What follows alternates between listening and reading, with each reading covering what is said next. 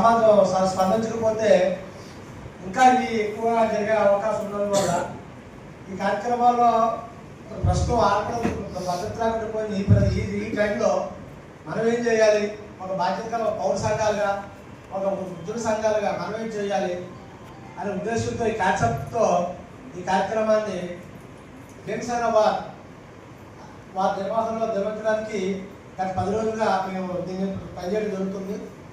చేసిన అందరికీ ఎన్నో ఉద్యోగ సంఘాలు వచ్చాయి, ఉద్యమకారులు వచ్చారు. వీళ్ళందరికీ పేరు పేరున జనసేన వారి తరఫున అభినందన నిరంతర శుభాకాంక్షలు. వాటి మీకు అందరికి తెలుసు కాబట్టి అందరూ చదివి పెట్టాం కాబట్టి అక్కడ మన అక్క చెల్లెళ్ళు, మన ఆర్థిక కార్పొరేట్ సంస్థలు రాబు నుండి అత్యాచారాలు, లైంగిక వేధింపుల నుండి ఎలా బయటపడాలి, అసలు దానికి రెమెడీ ఏంటి అనేది మన మొత్తంలో మనకు వివరించడానికి ఇక్కడ మనం పిలిపించాం. ఎందుకంటే ఏదో 2 మాటలు చెప్పి వెళ్ళిపోవడానికి లేకపోతే ఏదో ఒక సబ్జెక్ట్ కాకుండా ముఖ్యంగా దీన్ని మనం ఒక అనలైజింగ్గా ఒక పరిష్కార దిశగా, అంటే పరిష్కారం వస్తుంది తర్వాత ముందు పరిష్కారం మొదలు పెట్టాలి కాబట్టి దీన్ని దిక్కతాపం ముందుకెళ్ళని ఉద్దేశంతో ఈ కార్యక్రమం జనసేన వారు, ఎందుకంటే విభిన్న ఉపయోగిస్తారండి. అది ముఖ్యంగా సంవత్సరం మారేమని, ఎందుకంటే సాహిత్యం పంచాల ఉద్దేశంతో ముఖ్యమైన పువ్వులు కూడా అనేది ప్రాచీన నాగరికత రాజ్యాంగం ఒక రకమైన ఇది. కాకపోతే మనం ఒక ఐడి కార్డుగా ఒక బుక్, ఈ సెమినార్ సంబంధించిన బుక్ ఇది. ఎందుకంటే అందరికీ కొంత ఇవ్వబడతాయి, కొంతమందికి లిమిటెడ్గా వేస్తున్నాను. దయచేసి దీని వల్ల మీరు ఆహ్వానించారు, ఎందుకంటే ఈ సంస్కృతి అనేది మంచి సంస్కృతి. అలాగే ఈ కార్యక్రమానికి ప్రగతిశీల మహిళా సంఘం రాష్ట్ర అధ్యక్షులు మేడం గారికి ముఖ్యం చూడాల్సిన కోరుతున్నాను. ముందు నిర్వహిస్తూ మన ముందుకు వస్తూ ఈ ప్రజా సంఘంలో పనిచేస్తూ ఉద్యోగకారులుగా పనిచేస్తున్న నవయానం బహుజన సంక్షేమ సంఘం ప్రధాన కార్యదర్శి కొత్తపల్లి వెంకటరామ గారు కూడా వెళ్ళి రావాల్సిన కోరుతున్నామని ఎక్స్క్లూసివ్గా జరుగుతున్నా మాట్లాడవలసి గ్యాప్ చేయడం కొంచెం ఇబ్బంది కాబట్టి సో ఈ కార్యక్రమం ముందు నుంచి నిర్వహిస్తూ ఈ కార్యక్రమానికి సూచన సలహాలు ఇస్తున్న భీమసేన వారు ఉపాధ్యక్షులు గురువారు అప్పారావు గారు కూడా సెంజీ రావు కోరుతున్నాండి. వారికి కళ్యాణ్ రావు కోరుతున్నాను.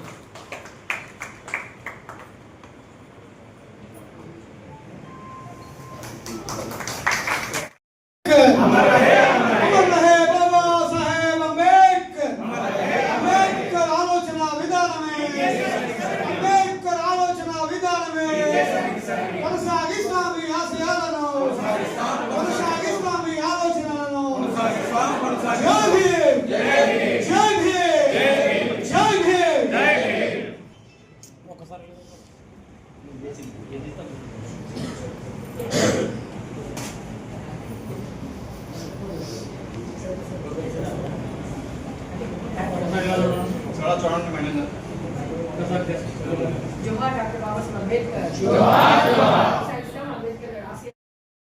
जोहार डॉक्टर बाबा साहेब अम्बेडकर, जोहार जोहार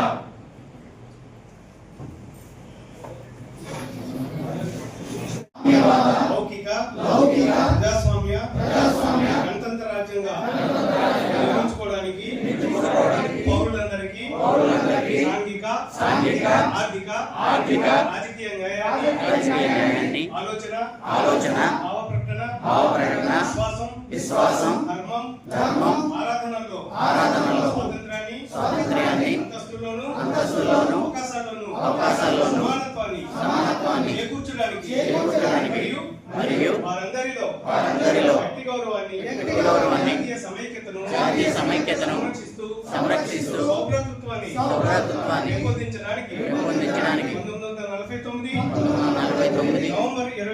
నవంబర్ 26న రాజ్యాంగ పరిషత్తులో ఎంపిక చేసుకొని శాసనంగా రూపొందించుకున్న ఈ రాజ్యాంగాన్ని మాకు మేము ఇచ్చుకుంటున్నాం. జై భీమ్, జై భారత్, జై భారత రాజ్యాంగం. చాలా కఠినంగా ఉంటాయి. మరో విషయం చెప్పని నేను గర్విస్తాను. ఈరోజు కోర్టులకు వెళ్ళినా సరే, హాస్పిటల్కి వెళ్ళినా, పోలీస్ స్టేషన్కి వెళ్ళినా, ఎక్కడికి వెళ్ళినా ఎవరేమన్నారు తెలిసినా మీకు ఆర్ఎస్ఎస్ ఉన్నారు. నువ్వు కోర్టుకు పో, రేపు పొద్దున్న మళ్ళీ 29 ఇదే దుర్మార్గమైన పరిస్థితులు వస్తే పోలీస్ స్టేషన్కి మరలా ఇంకోటి చెప్తారు, ప్రతి ఇంటి మీద కాషాయ జెండా ఎగరేయండి. ఇప్పటికే ఎగరేస్తున్నారు, ఎక్కడ చూసుకుంటారు కోసారంటారు కాదు, ముక్కు చెవులతో పాటు చదువుల పాటు కోసినటువంటి దుర్మార్గమైన సంస్కృతి ఈ దేశంలో ఉంది. చదవండి, అంబేద్కర్ చదవండి, పూలే చదవండి, అయోధ్య చదవండి, అయ్యంగార్ చదవండి, లోకాయుక్తం చదవండి. ఇంతమంది ఉన్నా సరే ఇంకా మనం ఎంపలు పడుతున్న ఎవరు ఎంపలో అర్థం కాని పరిస్థితి. మిత్రులారా, ఈ సదస్సు పెట్టడానికి ఉద్దేశం ఏంటంటే మన అంత ఐక్యత కావాలి. ఐక్యంగా ఉండి ఇంకా ఇలాంటి సదస్సులు ఎక్కడ పడితే అక్కడ పెట్టుకోవాలి. ఉద్యమాలకు అక్కడ ముందుకు రావాలి, ప్రశ్నించాలి. ప్రశ్నించకపోతే ఈ రోజు మౌనిక అనే అమ్మాయి హత్య తెర మీద రాదు. ఎందుకో అప్పుడు క్లోజ్ చేశారు. అలాగే ఇంకో అమ్మాయి రాబోయే రోజుల్లో నా చెల్లెళ్ళు, నా అక్కలు, తమ్ముళ్ళు ఎవరు కూడా హత్యలు అత్యాచారాలకి లోనవుతున్నారని నేను తెలియజేస్తూ సెలవు తీసుకుంటాను. జై భీమ్. మిత్రులారా, ప్రధానంగా స్త్రీ హింస, హత్యలు వాటి గురించి సదస్సు పెట్టడం జరిగింది. వారు స్వయంగా మౌనిక హత్య వ్యతిరేక కార్యక్రమంలో కొత్తపల్లి ఇన్వాల్వ్ అయ్యారు. వారు చెప్పింది మీకు అర్థమై ఉంటారు. చాలా దారుణంగా పరిస్థితులు ఉన్నాయి. వాటి మూలాలు ఏమిటనేది మనం తెలుసుకోవాల్సిన అవసరం ఉంది. లక్ష్మి గారు మా గురించి మా అందరికీ షెడ్యూల్ చేస్తాను, ప్రతిదీ కూడా షెడ్యూల్ క్యాస్ట్ లింక్అప్ చేస్తాను. షెడ్యూల్ క్యాస్ట్ ఉమెన్ హత్యలకు లింక్అప్ చేస్తాను. జరిగినప్పుడు ఎక్కడ ఆర్ఎండ్బి జరిగినటువంటి సంజయ్ గారి జేఆర్ కాలనీ జరిగినప్పుడు వచ్చిన పిల్ల 10th క్లాస్ ఇంటర్మీడియట్ చదువు. ఆ పిల్లని ఇంకొక వ్యక్తి స్వార్థాన్ని ఉపయోగించుకొని సెక్స్ యాక్టివిటీస్ చేయించి ఆ సందర్భంలో పిల్లలు చంపిస్తుంది. స్టూడెంట్ నేను అప్పటికే ఉద్యోగం చేసుకుంటాను. ఆ రకంగా మా ఇద్దరికి పరిచయం. తను అప్పుడు 3 years, నేను కూడా 3 years అవ్వడం. తర్వాత ఆ స్పీడ్తో ఉండడం జరిగింది. ఆ సమయంలో పరిచయం అంటాను. అప్పటి నుంచి ఈ రోజు వరకు ఫుల్ టైం అంటే చదువుకొని ఉద్యోగం చేస్తారనేటువంటి దృష్టి లేకుండా ఫుల్ టైంగా సమాజం గురించి అనుకుంటైనటువంటి వ్యక్తి. అలాగే POW రాష్ట్ర అధ్యక్షురాలుగా ఉన్నారు. ఎన్నో కార్యక్రమాలు చేస్తున్నారు. స్త్రీ సమస్య పైన, సామాజిక సమస్య పైన వారు ముందుగా మాట్లాడవలసిందిగా గమన కార్యక్రమం చూసాం. నేను మాట్లాడుతాను 5 నిమిషాలు. మాట్లాడే ముందు మనందరం ఒక 10 నిమిషాలు 10 సెకండ్లు వాళ్ళందరికీ శ్రద్ధాంజలి పెడతాం. దయచేసి శ్రద్ధ కుమారికి శ్రద్ధాంజలి.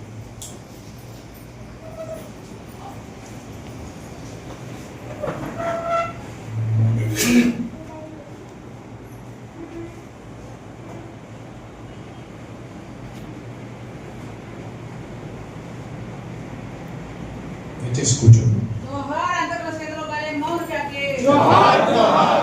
దుర్మార్గ క్షేత్రంలో బలే శాంత్ కుమార్కి. జోహార్ జోహార్. మౌనిక శాంత్ కుమార్ న్యాయం జరిగేంత వరకు. మౌనిక శాంత్ కుమార్ న్యాయం జరిగేంత వరకు. స్పందించని సమాజం, నడి రోడ్డున సంపుతున్న స్పందించని సమాజం, దినదినమున దిగరాజుతూ బతుకుతుంది ఈ జగం. ఎక్కడ వచ్చింది స్త్రీ జాతికి స్వాతంత్రం, ఏ స్త్రీకి ఇచ్చింది స్వేచ్ఛ ఈ భారతదేశం. ఎక్కడ వచ్చింది స్త్రీ జాతికి స్వాతంత్రం, ఏ స్త్రీకి ఇచ్చింది స్వేచ్ఛ ఈ భారతదేశం. కడుపులోన ఆడదని తెలుసుకుంటారు, కారుణ్యము లేక మమ్ము చంపుతున్నారు. పసిపిల్లలమని చూడక మీ కామంతో పాల కుక్కలెన్నో చిదిమి వేస్తమున్నారు. అమ్మగా మీకు జన్మనిచ్చి చేసిన మా తప్పు, అమ్మగా మీకు జన్మనిచ్చి చేసిన మా తప్ప, ఎందుకింతగా మా వస్తుంది. తర్వాత ముందు పరిష్కారం ఒక మొదలు పెట్టారు కాబట్టి దీన్ని దిక్కతాత్మ ముందుకెళ్ళే ఉద్దేశంతో ఈ కార్యక్రమం భీమసేన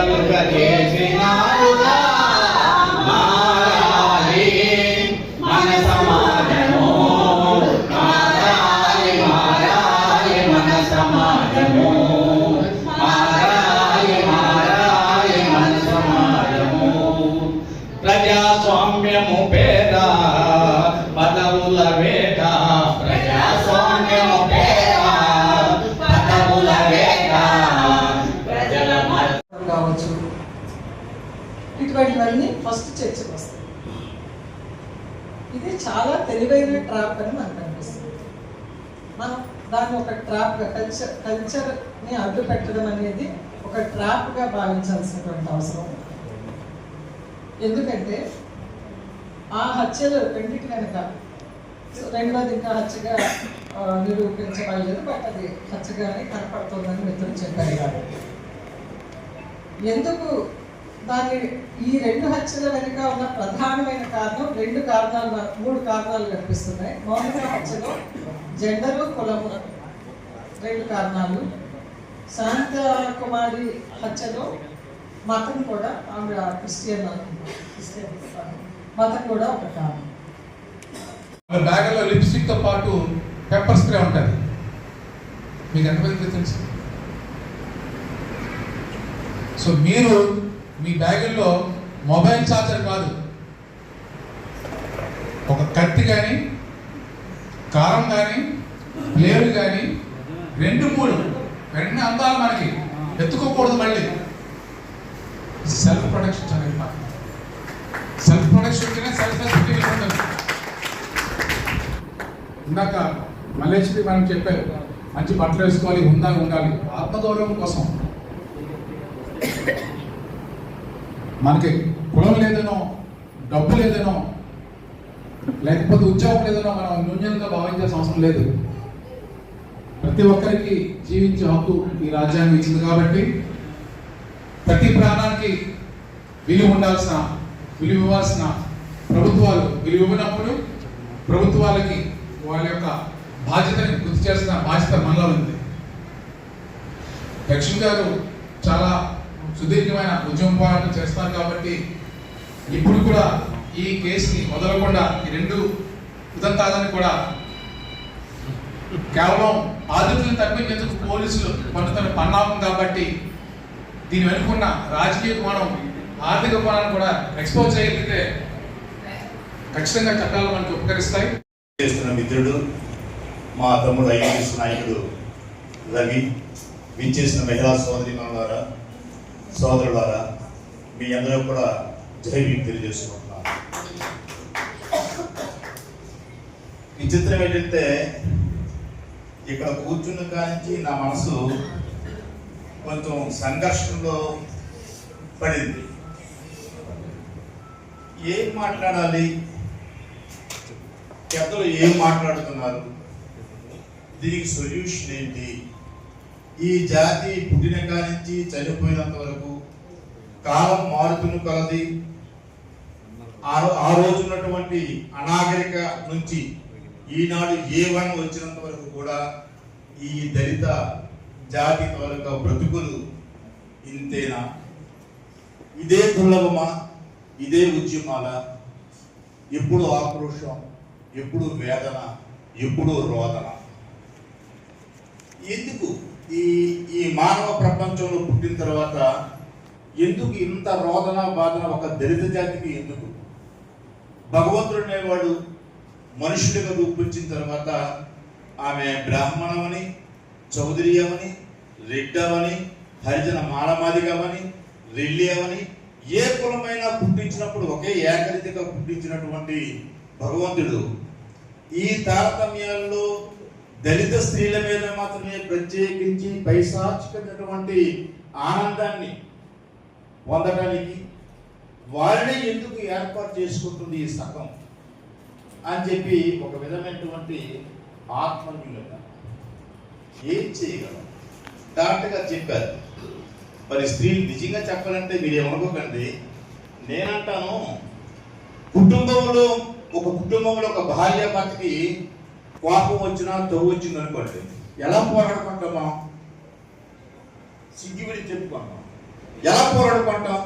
నా భార్య అయితే నేను ఆయన కొట్టడానికి వెళ్తే వెంటనే నాకు మేడపడుకోవడం అంటే కోపంలో ప్రేమ చూపిస్తారు, కోపం వస్తే మరి వాడడం లేదు అనేది కూడా నా ఒక ఆవేదన. జనగా అనుకోకండి, ప్రతి కుటుంబంలో జరుగుతున్న విషయాలు ఒక సొల్యూషన్ కారణాలు అవ్వచ్చు, లేదంటే ఇప్పుడు ఉన్నటువంటి విపరీతమైన బుద్ధులు అవ్వచ్చు, మేడం గారు చెప్పినట్టు ఈ పబ్బలు అవ్వచ్చు, హై కల్చర్ అవ్వచ్చు, లేదంటే సాంఘిక పరమైనటువంటి మన సంస్కృతి స్త్రీలు పురుషులు సమానమే, ఆడమగ సమానమే, అన్ని అవకాశాలు స్త్రీ పురుషులు సమానం ఉండాలంటే దేవుడు పుట్టించినటువంటి ఆ పుట్టికలో కూడా స్త్రీకి పురుషులకి సమానత్వం ఇచ్చినప్పటికీ కూడా కొన్ని గురుతరమైనటువంటి బాధ్యతలు ఇచ్చాడు. ఆ బాధ్యతలు ఇచ్చే క్రమంలో మరి చాలా మంది మనం ఇప్పుడు ఆధునికంగా కరాటే నేర్చుకోవచ్చు. ఆడపిల్ల కూడా చాలా మంది కరాటేని ఆత్మరక్షకి కరాటే నేర్చుకుంటున్నారు. చాలా మంది ఇద్దరు ముగ్గురు గుంపుగా ఎక్కడికి వెళ్ళినా కూడా ఒక్కొక్కరు కూడా ఇద్దరు ముగ్గురు గుంపుగా వెళ్తున్నారు. ఒకరొకరు సహాయం చేసుకుంటూ వెళ్తున్నారు. కొన్ని విషయాల్లో ప్రొటెక్షన్ చేసుకుని వెళ్తున్నారు. ఇటువంటి కార్యక్రమాల్లో కూడా మన దళిత జాతి బహుగా మనకి దేవుడు ఇచ్చినటువంటి పెద్ద ప్లస్ పాయింట్ ఏంటంటే మనం అంటరాని వారిమైనప్పటికీ కూడా బహు సౌందర్యవంతులు. మన ఆడపిల్లలు చాలా అందగెత్తరు, బహు సౌందర్యవంతులు. చూడటానికి కానీ లేదంటే వేష భాషల్లో కానీ బాబాసాహెబ్ అంబేద్కర్ గారు ఇచ్చినటువంటి భిక్ష వల్ల ఈ రోజు చదువుకొని ఉద్యోగాల్లో వచ్చిన తర్వాత మనల్ని చూసిన వారు ఎవరికైనా కంటిన్యూగా ఉంటారు. వీళ్ళు అంటరాని వారుగా ఉండి బట్టలు వేసుకోకుండా చిరుగుపోయిన బట్టలు వేసుకొని మన దగ్గర వాళ్ళు ఒక అన్యాయమైన పరిస్థితిలో ఉండవలసిన వాళ్ళు ఈ రోజు ఎంత హుందాతనంగా, ఎంత హోదాగా, ఎంత గంభీరంగా ఈ సమాజంలో సంఘాల్లో రాజకీయంగా, ఆర్థికంగా, సామాజికంగా వీళ్ళు ఎంత అభివృద్ధి పొంది మనకంటే ఎంతో ఉన్నత స్థితిలో ఉండాల్సి కదా కళ్ళు విధమైనటువంటి ఒక ఈర్ష్య, ద్వేషం ఇవన్నీ కూడా కనిపించేసరికి మన స్త్రీలన్నా, మన యవన స్త్రీలన్నా, మన ఎడ్యుకేటెడ్ అమ్మాయిలన్నా వీళ్ళందరూ కూడా ఒక విధమైనటువంటి ఒక క్రోధం. అందుకే ఎవరి మీద దాడులు ఎందుకు జరగవు? ఒక్క దళిత స్త్రీల మీద ఎందుకు దాడులు జరుగుతున్నాయి? ఒక దళిత స్త్రీలే ఉద్యోగాలు చేయడం లేదు కదా, ఒక దళిత స్త్రీలే పబ్బలకి వెళ్ళడం లేదు కదా, ఒక దళిత స్త్రీలే వ్యాపారాలు చేయడం లేదు కదా, ఒక దళిత స్త్రీలే కాలేజీకి లెక్చరింగ్ చెప్పడం లేదు కదా. అంటే సమాజంలో మొదటి నుండి వస్తున్నటువంటి ఆ భేదం, ఈమె దళిత స్త్రీ, ఈమె నా హక్కు, ఈమె ఏమి చేసినా కూడా ఈ దళితుల్లో ఐక్యత లేదు. దళితులు ఎందుకు ఐక్యత లేదు అంటే ఈ మధ్య కాలంలో మహానుభావుడు డాక్టర్ బాబాసాహెబ్ అంబేద్కర్ గారు మనకి అన్నం పెట్టిన తర్వాత, 5 నోట్లు వెళ్ళిన తర్వాత, మనకి కడుపు నిండిన తర్వాత, ఆకలి లేనటువంటి పరిస్థితి నుంచి ఈ రోజున మహానుభావుడు పెట్టినటువంటి చట్టాల ద్వారా ఈ రోజు మనకు హక్కులు వచ్చిన తర్వాత ఉద్యోగాలు ప్రజాస్వామ్యబద్ధంగా, సాంఘికంగా, ఆర్థికంగా, రాజకీయంగా మనం డెవలప్మెంట్ అయిన తర్వాత మనలో ఉద్యమం ప్రేరణ కానీ, సంపూర్ణంగా ఇంట్లో కష్టం కలిగితే అయ్యో ఇంట్లో కష్టం కలిగిన బాధ కానీ, అన్నలాంటి వారు భార్యను విడిచిపెట్టి రోడ్డు ఎక్కి అయ్యా సోదరులారా, దళిత సోదరులారా, మన దళితుడికి అన్యాయం జరిగింది రండి అంటే వినే నాదుడు కానీ ఈ రోజుల్లో కరువు అయింది. ఆ కరువు అయిపోయే టైంలోనే ఎక్కడ మనకి యూనిటీ ఉంటుంది? మేడం గారు ఎక్కడ 3, 4, 5 కేసులు, ఈ యొక్క మహిళ మీద జరుగుతున్న కేసు మీద ఆమె గురించి ఒక పెద్ద గ్రంథం రాయొచ్చు. ఏంటి అవసరం దానికి? ఏ ఆడ కుల మత వర్గ భేదం లేకుండా అధికారంలోకి వచ్చిన ఈ దాడులు కేవలం ఒక్క దళితులపై, ముఖ్యంగా మాదిగలపైనే జరుగుతున్నాయి. పాలకులు దళితులను టార్గెట్ చేసుకుని దాడులకు తెగబడుతున్నారు. భయంకరమైన యుద్ధ వాతావరణాన్ని దళిత కుల మధ్య సృష్టిస్తున్నారు. ఇన్ని దాడులు జరుగుతున్నప్పటికీ మన జాతులో చరణం లేదు, ఐక్యత అనేది రావడం లేదు. వర్గీకరణ పుణ్యమా అని మాదిగల మధ్య ఒత్తిడి పెద్ద అగాధం ఏర్పడింది. దీన్ని అదుగా తీసుకుని పాలకులు మన కులపీఠం అధికార ఆధిపత్యాన్ని చూపుతున్నారు. ఇదేమి గ్రహించడం మన ఊరిని కొంతమంది నాయకత్వ వీరితో కులం రెచ్చగొడుతూ పబ్బం గడుపుకుంటున్నారు. మరి కొంతమంది వేదికలకి భోజన రాజ్యాధికారమే మా లక్ష్యం అంటూ పెద్ద పెద్ద డైలాగులు చెబుతున్నారు. కానీ జాతి సమస్యల పట్ల బాధ్యతగా మాత్రం వ్యవహరించడం లేదు. పైగా ఆయా రాజకీయ పార్టీలకు జెండాలను మోసే జనసైనికులుగా మారుతూ రాజకీయ బానిసత్వాన్ని చేస్తున్నారు. 100 సంఖ్యలో కార్యక్రమాలు ఏర్పాటు చేసుకుని ఐక్యత లేని సమాజంగా మనం ఉండిపోయాం. పైగా మాత్రం బాబాసాహెబ్ అంబేద్కర్ వారసులను చెప్పుకుంటున్నామే కానీ ఆయన ఆశయాలకు అనుగుణంగా మాత్రం నడవడం లేదు. ఈ రాష్ట్రంలో మిగతా కుల ఉన్నత ఐక్యత మన జాతుల్లో ఎక్కడ కనుచూపు మేర కూడా కనిపించలేదు. ఇలానే మనం కొనసాగితే రాబోయే రోజుల్లో మన జాతుల అస్తిత్వాన్ని పూర్తిగా కోల్పోవడం ఖాయం. కంచికల కోటేశ్ ఉదాంతం నుండి కారంచేడు చుండూరు వంటి మానవ హోమాలతో